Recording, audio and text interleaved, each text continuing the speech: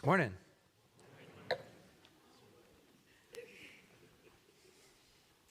You can tell a lot about fruit and about the vine and about the land simply by getting acquainted with its fruit.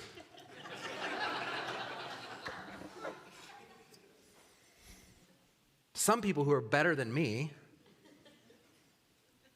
can smell things like leather,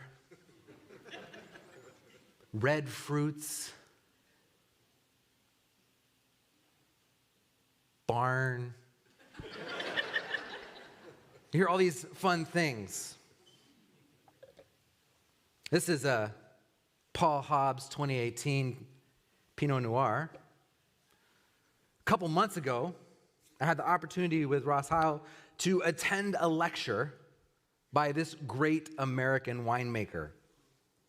You may not know that name, but if you've ever drank an Argentinian Malbec, you have him to thank. In 1988, he took a trip to Argentina after having served Robert Mondavi and the original winemaking team of Opus One. Might have heard of them. And when Hobbs visited Argentina, he was convinced that their people love wine. And there were a variety of reasons that their wine wasn't good. And when he saw the Malbec vines and he tasted the stuff, you didn't think I wasn't going to taste it, did you?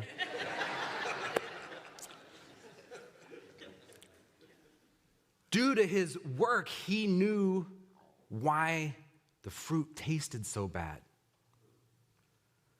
As Hobbs drove the main road of the vineyards, he could see that things were a mess. The vines were out of control and they were being trained precariously low to the ground, and the fruit was being tangled up in leaves and no sunlight was getting to them, and grape rot was everywhere. To which he said, you could taste it. Unkept vines, low-slung fruit, branches that were overgrown. They hadn't even adapted to a drip irrigation system common already in California in 1988. Instead, they employed these network of trenches where the Andean snowmelt would come along these canals and just rush across the branches and drown them out. Nothing was automated. They used concrete fermentation tanks. They had rotted wooden vats. And their Malbec was kind of brown in color. Anybody ever drank a brown Malbec? But yet, as a farmer who grew up in upstate New York, when he looked at this, what he saw was opportunity. He saw a vision for things the way they should be. In fact, he began to study the Malbec grape.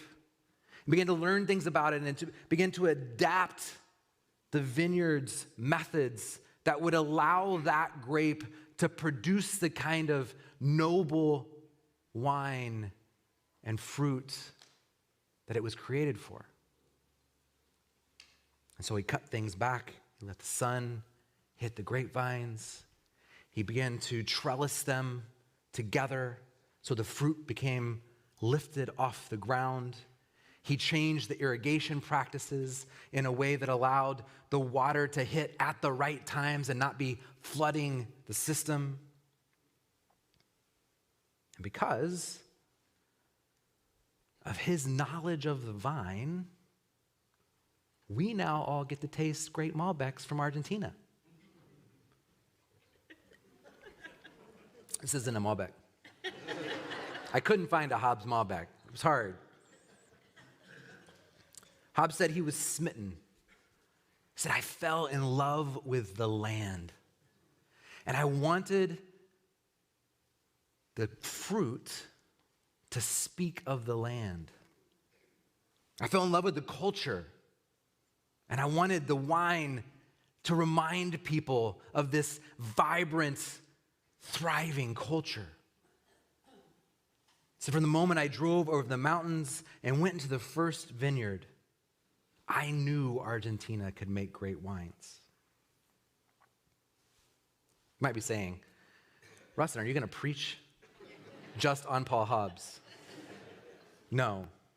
See, wine is something that is intimately intertwined into the story of Jesus' life. And according to the gospel storyteller that we call John, Jesus' very first miracle was what? Wine into water. Reverse that. Water into wine. In this story, Jesus takes something extremely ordinary and turns it into something extraordinary. But not just a little bit of extraordinary, not just a single bottle of extraordinary, but cases of extraordinary. Now, many of us are very familiar with the capacity of wine to transform us. The ancient Romans had a saying, in vino veritas. In wine, there is truth. From the other gospel storytellers, we also have stories of Jesus' last meal, which we celebrate every Sunday, during which Jesus takes the wine, he gives thanks, and he shares the wine with his friends and says, drink this, all of you. This wine is my blood. Remember me. When we remember that meal, it is if the wine or the juice that we drink together is the promise that the life force of Jesus is the same life force that flows through us. That in sharing in this wine, we remember that we are intimately intertwined and connected to the vine of Jesus, which flows his life-giving energy into our beings. In Jesus, we see the energy, the flow of the life force that emanates from the mystery, from the love that we call God.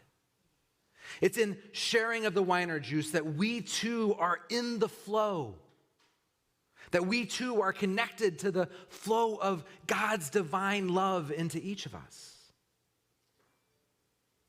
John creates a metaphor drawn from the life experience of the people around him. We are the branches, intimately intertwined with one another.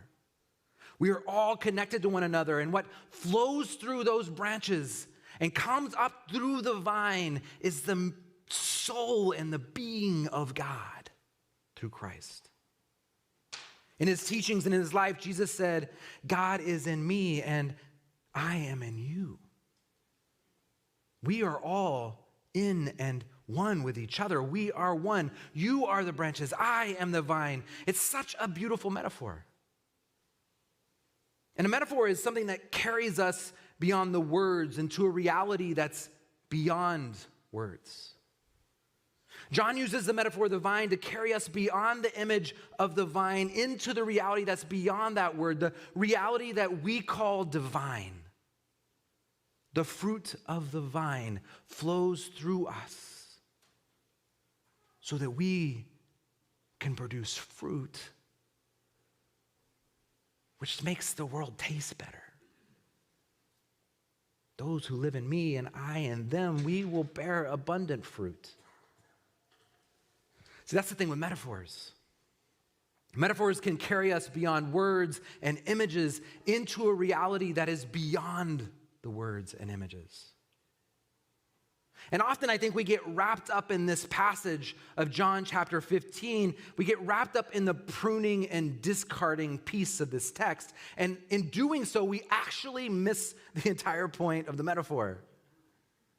Because this entire metaphor is about relationship, right? The relationship of the vine and the branches and the fruit and the relationship to the vineyard owner who is able to, in relationship with the vine, just like Paul Hobbs, walk into our realities and see how sometimes our fruit is too low slung and rotted, and it needs to be trimmed back and pruned and set right so that it can resemble the presence of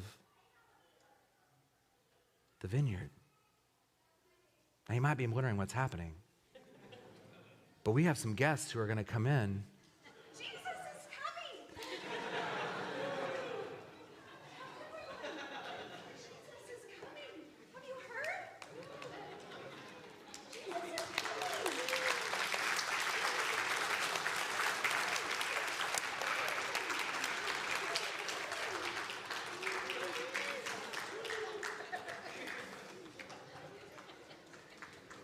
Hey, guys.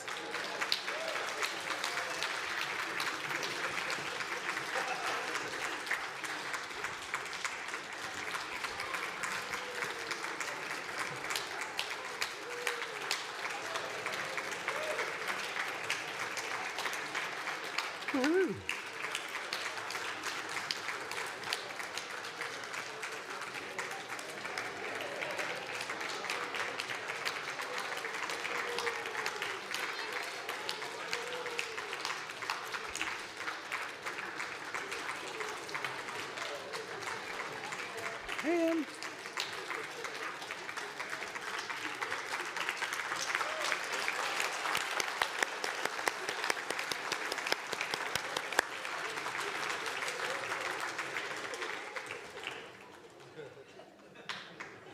And what I love about this is that this is what it was really like, right? It was just an ordinary day of the week, but it wasn't ordinary because something extraordinary was happening around us. The Son of God was coming in on a little donkey and was going to change everything. And so our children remind us of that this morning. The text says, as the Father loved me, so have I loved you. Now remain in my love. If you keep my commands, you will remain in my love, just as I kept my Father's commands and remain in his love. I've told you this so that my joy may be in you and that your joy may be complete. Nothing's worse than when the fruit tastes bad. Because it has so much potential, right? Everything that you need in the glass is contained in the vine. Everything that we need to be who we are is there, but sometimes it takes a little pruning and getting it right. I don't know about you, but I'm much better as an aged fruit than I was as a new fruit. The presence of Jesus that came off of me when I was 20 as a pastor is very different than the presence of Jesus that comes off of me as a 40-year-old pastor. Tim's fruit is often better than my fruit because he's a better vintage. And God's had all this time to work in Tim's life and to nurture him and to get the vine going right. And so his fruit sometimes tastes more mellow and better and more flavorful because he's been in the hands of a good grower. The gospel writer is trying to remind the disciples that if they abide in Jesus, he's already abiding in them. Don't forget, the very first text in John is the prologue where he tells us that the Word became flesh and dwelt among them. Right? The word picture there is to pitch a tent. The Word became Jesus and pitched a tent among his people, and he abides. That's the proclamation from the beginning. And here at chapter 15, we get invited to abide with him, to set up our tent with Jesus, and that in that abiding, our joy is made complete. Right? Jesus' joy is already there. Jesus is already the best of wines. He's like a 1980s Opus One. Or pick your flavor of grape juice. It doesn't have to be wine.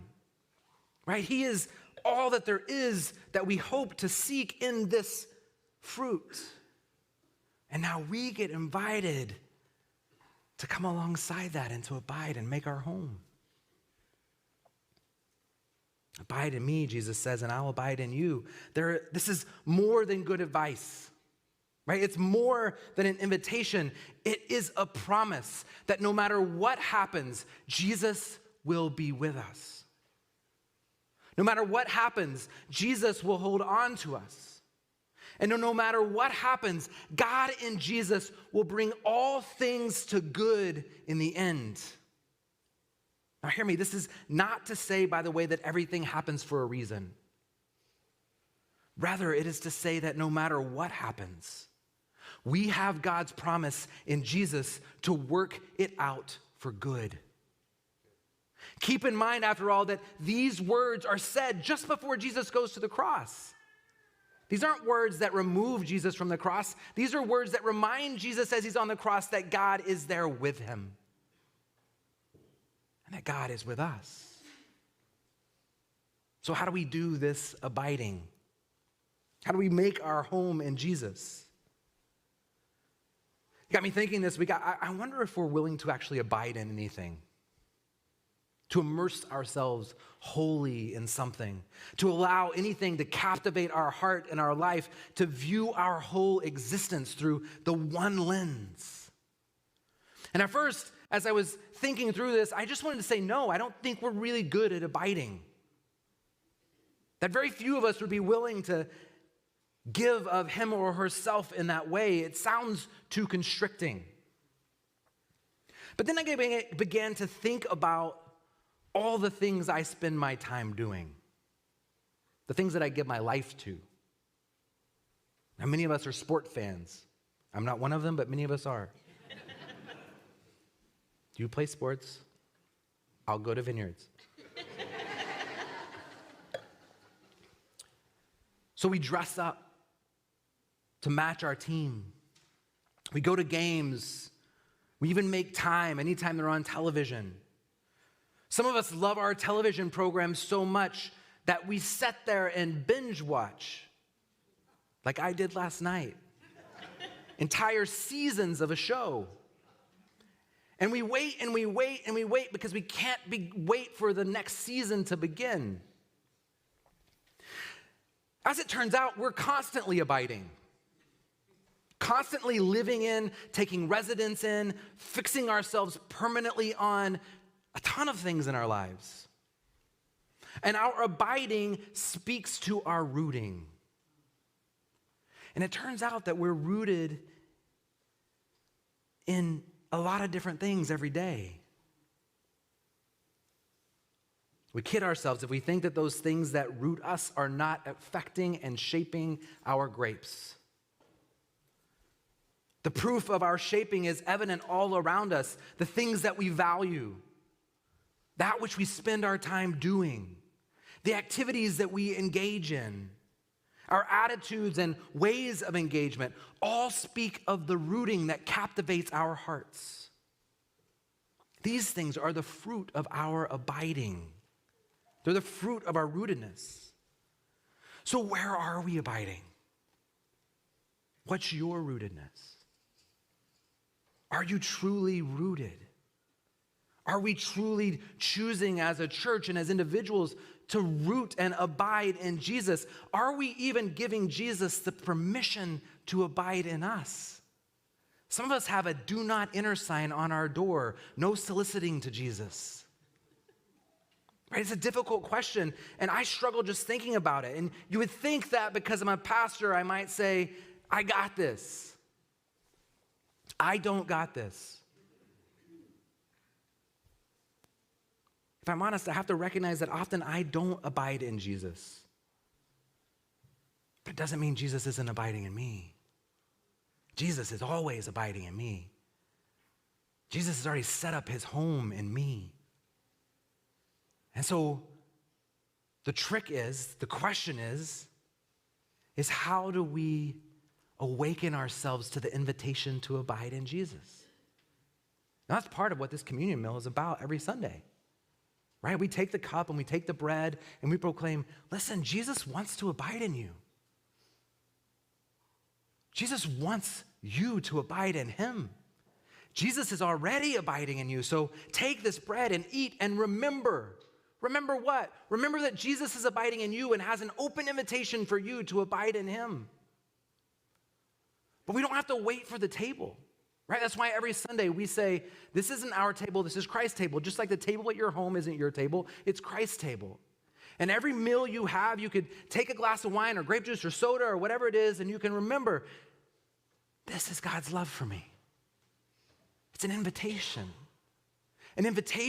to abide back, to make our home and residence with. John tells us that if we keep these commands, if you keep my commands, you will remain in my love, just as I have kept my Father's commands and remain in his love. So what are these commands that he's talking about? He's talking about Jesus' command to love God with all your heart and your mind and your soul, right? That's abiding. Like abide in God. Love your neighbor as yourself. The life and teaching of Jesus and the death of Jesus are all about love. The love that Jesus had for his neighbors and the love that Jesus had for his enemies. Jesus lived a life that embodied neighbor love and extended the definition of neighbor to consist and include those on the margins. Jesus critiqued his own culture and the culture of his people's oppressors based on his idea of love of neighbor. When the religious authorities, the leaders of the time and the forces of the empire teamed up to persecute Jesus and his neighbors, Jesus refused to take up arms against his enemy, choosing instead to insist that only by loving our enemies can we find hope. Jesus proclaimed that peace could only be achieved through justice based on the love of our neighbor and our enemy. This is the command that Jesus is inviting us to follow. So if we want to abide, we pay attention, we enter the invitation, and then we live the way that Jesus called us to live. We follow his footsteps. What would such a mutual indwelling look like in practice? It would look like Jesus. You want to know what it looks like? Look to Jesus. But here's the beautiful part. At the same time that it looks like Jesus, Jesus is saying, if you abide in me and I in you, this mutual indwelling will also look like you. You'll bring your uniqueness. You'll bring your specific taste to the grape that exists on your vine. It would look like us being the people that God made us to be, fully recognizing who we are in the presence of God. In a word, it would look like love, incarnate, tangible, down to earth, intertwining and intersecting, growing, fruitful, vibrant love. So this is our challenge as we've taken this journey of walking with Jesus as a companion in love towards the cross. This is where we come to as we enter the first day of Holy Week. We enter not into an invitation of shame, not into an invitation of guilt, but an invitation of wild and beautiful love that will reroot and reimagine the fruit that we produce, so that when the world picks up a glass of St. Matthew and takes a taste, what it will taste is of Jesus. It'll taste of forgiveness and kindness, of enemy love, of friendship, of companionship, of intimacy. May it be so. Please pray with me.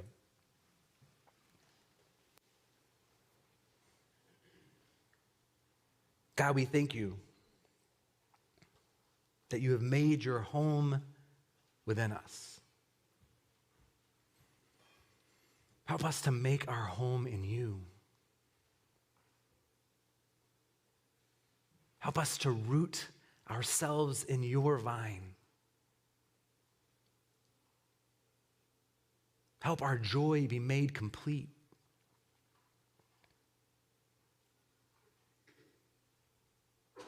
And help the world taste of your fruit and know that you are good and join us at the vine. Amen.